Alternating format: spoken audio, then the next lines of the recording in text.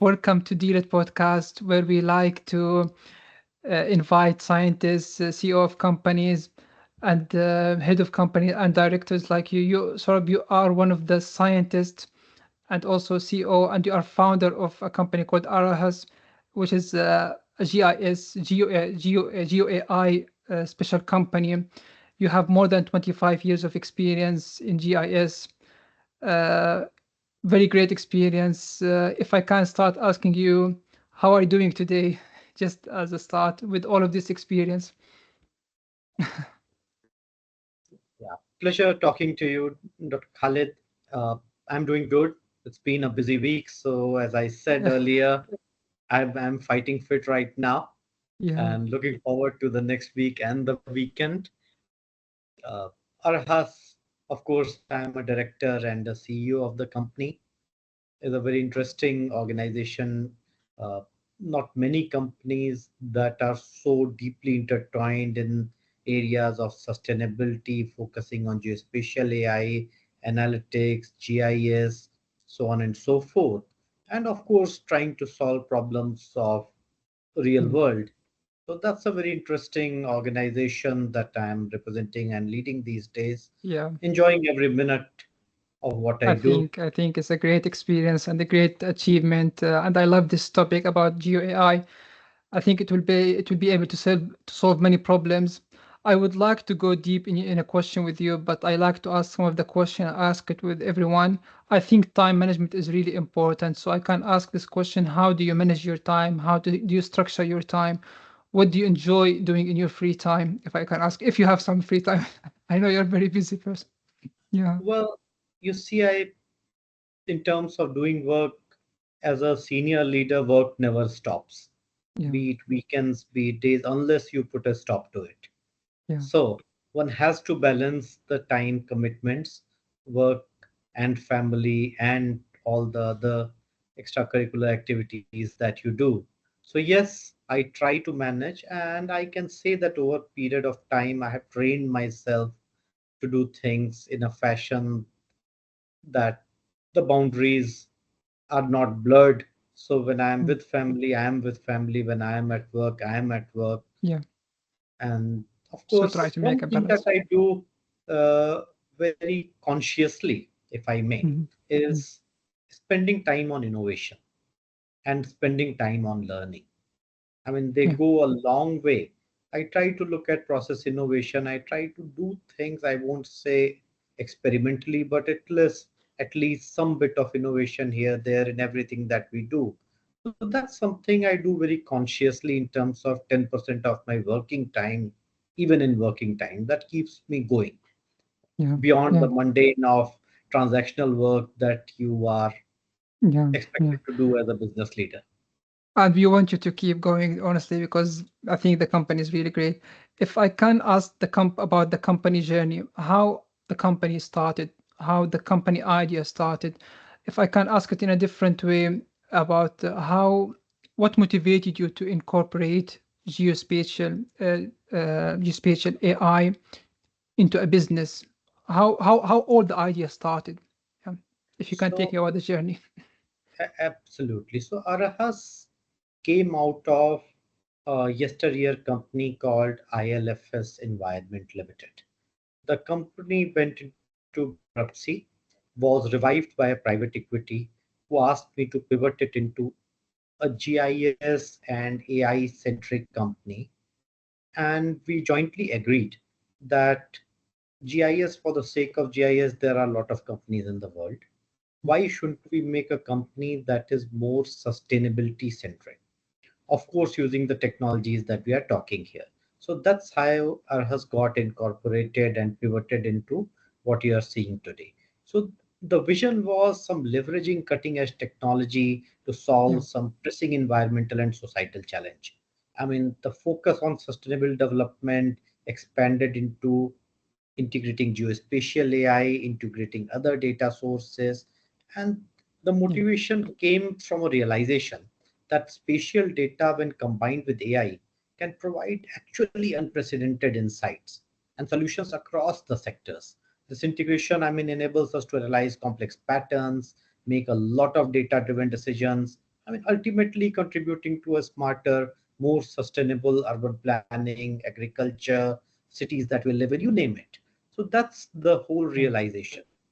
The fund that supports us is also a green growth supported fund, having a thesis on everything which is sustainable. So that way, I got a very supporting private equity to back us up. And of course, we are Yeah. trying to do our bit to serve the purpose. That's very good. That's very good, actually. Start. You mentioned the sector. I think Geo AI has advantages and also challenges. For the advantages, where do you see the potential and the future for different sectors, including transportation, medical health, environment, governance? Where do you see the future of Geo AI in all of these different sectors? Uh, Great question, actually. So, when we talk of Geo AI, the first thing that comes to your mind or anybody's mind is a transportation vertical. We are so used to this navigation tools, Yeah. the mobile based, so that Geo AI is key and core to it. Now, they can optimize route planning, reduce congestion, it can help us drive faster, better, quicker, safer, you name it. Endless Yeah. possibilities, and that's something which most of us with a smartphone are aware of. But let's take it to allied area called logistics. What about better supply chain? What about cheaper logistics? What about more sustainable logistics? Mm. What routes are more sustainable? Yeah. Let's talk of water industry. I Yeah. mean, It's a big in India, we industry. just faced a great summer, a very warm summer with a lot of water stress. Now, again, in Mm. this industry, GeoAI can help monitoring water quality, managing resources more effectively, even predicting floods that are happening of a very warm summer. Let's talk of sustainability or ESG in general. Again, GeoAI enables better tracking of environmental impacts, aiding companies in their sustainability reporting, compliance efforts. Talk of public health. I mean, a lot of decisions during the recent COVID uh, outbreak were taken using GIS, GeoAI, so on and so forth. Allocation of healthcare resources, where do you focus, where do you target, how do you track disease outbreaks. I mean, Yeah. just It's a lot name of it. I'm things. just talking a few sectors here. A Take lot it of, to yeah. space, take it to agriculture, talk of sustainability, talk of forestry. See, space and time, these are consistent when it comes to anything that is related to earth. So you need to have a precise location, and you need to have insights of that Yeah. location I think or so. other location, and that's where the GeoAI comes pretty handy. Yeah, I think so. I think there are a lot of opportunities in different sector. Really important to put an eye on it. Despite this potential, there are a lot. The GeoAI face challenges. Uh, can you elaborate on these uh, challenges, GeoAI challenges that GeoAI faces? Maybe if you can take me through some of these challenges, please. Sure. So the first challenge in any such initiative, and especially AI in general and GeoAI in particular, is the Hmm. high cost and complexity of data acquisition and processing. Yeah. Data has to be combined from multiple sources. So it has to be satellite data, it has to be surface data, it has Mm. to be demographics data, at times drone data. It comes at a cost. Yeah. Processing this data, because it is mostly imagery, again takes huge effort and cost. These two are some of the biggest challenges. And third big challenge is actual field data, which involves field work. I mean, not everything can be captured Yeah. using just automated data capture sources. So a lot of field data collection is also required. To give you an example, we were doing a project on crop yield estimation. Now, you get certain parameters from satellite, you Yeah. get certain parameters from drones, but at the same time, you still need a lot of field visits and photographs to do a proper AI around images, around the quality, etc. I mean, Yeah. until the technology comes to a level, this cost and effort of data calls for significant investment. Yeah. Likewise, associated is investment in infrastructure and technology. So when we are talking of location, more precise it is, the better the results are. I Yeah. mean, there have been instances where these travel GPS-based travel portals, and I won't name any specific, have failed because the location is not precise. And sadly, there have been accidents. So more GPS, better live Yeah. tracking, better real-time positioning. That equipment ecosystem is the second part. The I third see. part is data privacy and security. A lot of geo AI Mm. usage are in defense, and every country wants to have data sovereignty for those critical assets, and there Yeah. is a risk. So sometimes geospatial data can be very sensitive, and this again merits the investment in privacy and security. Last but Yeah. not the least, the need for skilled professionals. You see, Yeah. traditionally geo AI was done more image classification analysis, which was man and machine combined. Mm-hmm. Now it's more AI moving towards machine learning, etc. And getting good trained professionals is becoming a challenge even in a country like India, which has a pretty large population of trained manpower or in technology. Yeah. Now, But there's a lot of training. Yeah. A lot of things needs to be done. Yeah, about it to improve the quality of the GUI. Yeah, I think so. So a lot of challenges. I think. Yeah. Yeah. It's not. It's a big discussion, I would say. But you mentioned that GUI improve at the end decision making. yes. If I can come to a question that we hear a lot about uh, AI, machine learning, how do you think that the incorporate of the machine learning will help the interpretation of the data analysis of the geospatial data, and at the end will improve the decision making of the of geographical of the geospatial uh, analysis data? Uh, Let me bring a real life example. Let's say Mhm. transportation. A lot of scenarios in disaster response and traffic management require real time analysis. And then machine learning AI becomes very handy along with edge computing. So you can, let's say you are stuck on an intersection, and I'm giving you examples from our everyday life, and there is some urban flood happening. What Mhm.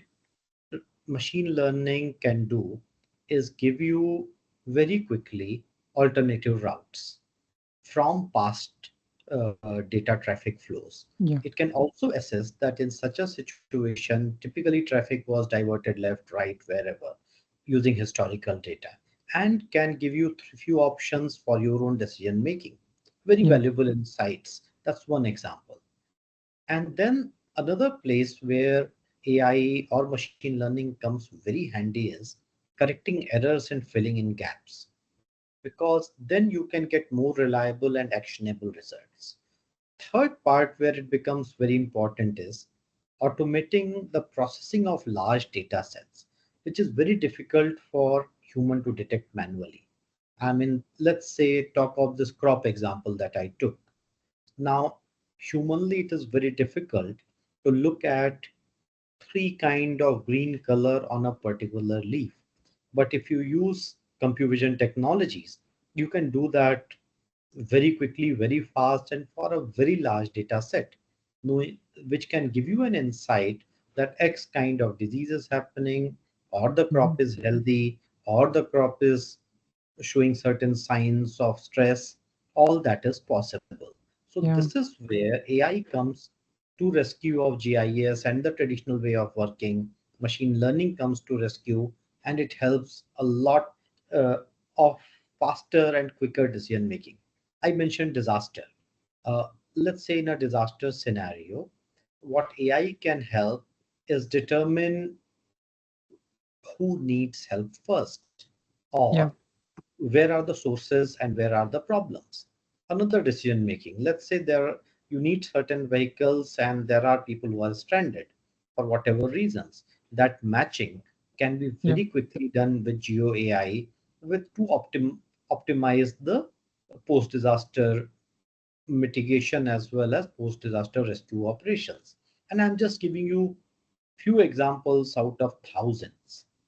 Yeah, yeah. I think you these are really important, to be honest, to take it in a real examples and real projects. Uh, we can't speak about Geo AI and GIS without speaking about the environment and the environment impact and how it can play a significant role in climate change.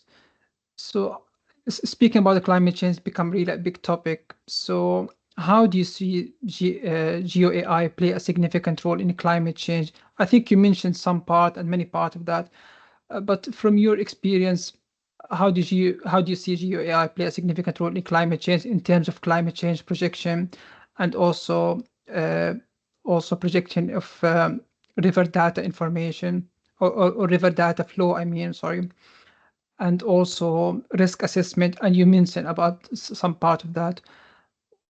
Can really GeoAI play a significant role in climate change? Yeah, It took a while yeah, for the industry and decisions maker to rise to the possibilities that GeoAI gives. But I'm happy to say that us in organizations like Arahas, a lot of work by United Nations disaster preparedness programs, country disaster preparedness programs, even climate actions in SDGs, which is climate action, which is SDG 13. They have now very consciously agreed of the great role that GIS and GeoAI they play in hmm, climate change management. yeah, Now, so if you were to do a very quick search, you will realize that a lot of mapping, map-based predictions, etc., yeah, are already happening. yeah, Now, already, yeah, how it helps in addressing climate change? Number one, detailed and accurate projection of climate patterns to begin with. By yeah, analyzing historical climate data and likewise mm, simulating future scenarios. We did some work as an organization for Indian Meteorological Department around rainfall prediction. Very mm, interesting scenarios can be created, and that's where GeoAI comes. Potential impact of climate changes, developing mitigation strategies. Let's say right now it's a flood season in the country, India, where I'm operating. The flood risk assessment, it can predict areas likely to be affected by flooding, including urban flooding, enable proactive measures to protect communities and infrastructure. If you're mm. talking of river flow management, it can monitor water level, predict changes, aid in water resource management, and reducing the risk of water related disasters. These are really a big topic, and each topic is a research by itself. But I would like to speak. I can't speak about GeoAI without speaking about research and your vision about it. So if I start talking about the research part, I know there are a lot of research about GIS, and I think you done a lot of that.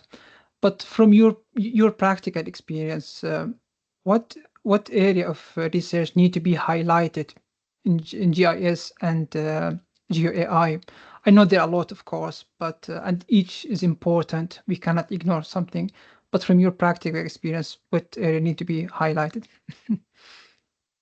Well, the key research areas in GeoAI that should be highlighted include the development of more efficient and accurate data collection methods, which I said earlier are very expensive currently and time consuming.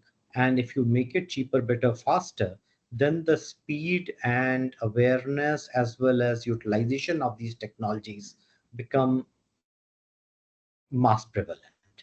Now, another one is the whole usage of remote sensing technologies, good sensor Mm, technologies, and integration with different kinds of diverse data sources to mm, improve the accuracy and applicability of GeoAI solutions.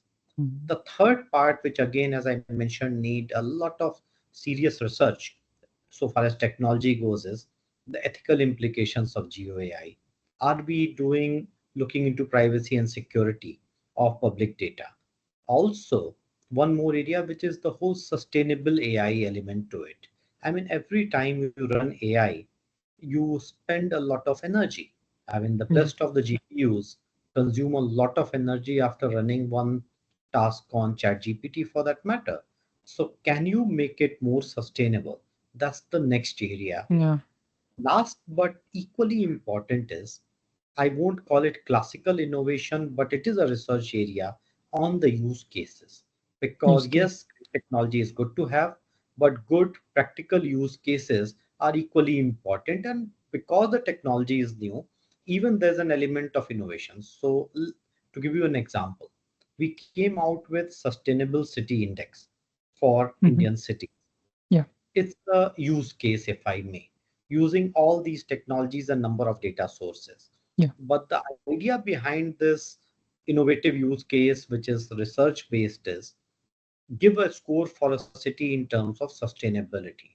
Sounds simple, but yes, I can tell you, needs a lot of research, how to score, how to look at changes, how to predict changes for a city or an urban setting as against something else.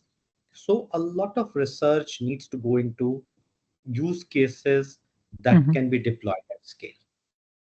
That's really interesting. I think studying the case study is really important, and all of these research that you mentioned really important. If I can, we mentioned about the research and that need to be taken individually. But if I ask about the vision, your personal vision about GIS is really important as a person with high experience. So, what is your vision about the geographic information system and Geo AI as a company? Of course, what is your vision for this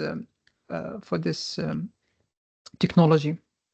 This is a question pretty close to my heart, and Yeah. certainly my and my organization's long term vision for Mm. geospatial artificial intelligence Mhm. is to create a world where geo AI is seamlessly integrated into everyday decision making process, which Yeah. makes our cities smarter, our natural resources more sustainable, and our responses to environmental challenges more effective.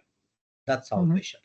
I That's really good. envision actually GeoAI playing a very pivotal role in achieving the United Nations Sustainable Development Goals by providing all the necessary insights and tools to tackle complex global issues. And ultimately, I Mhm. see GeoAI as a key enabler of a more resilient and sustainable future for all of us. That's brilliant. That's great. If I can ask a question about your company, each company has a secret of success, uh, and build the journey by its own. What is your secret of success for in your company? How do you deal it? Yeah, yeah. If you can take me through this. I mean, at Arahas, our Yeah, success is driven by a commitment to innovation, yeah, customer centric approach, and emphasis on collaboration. We do invest heavily in research and development to stay at the forefront of technology.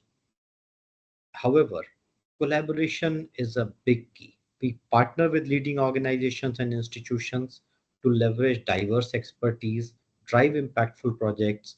We believe 1 plus 1 becomes 11, and then, of course, all of it towards the success of our customer. I mean, these are basic but simple mm, ways yeah. in which we are trying to ensure our success.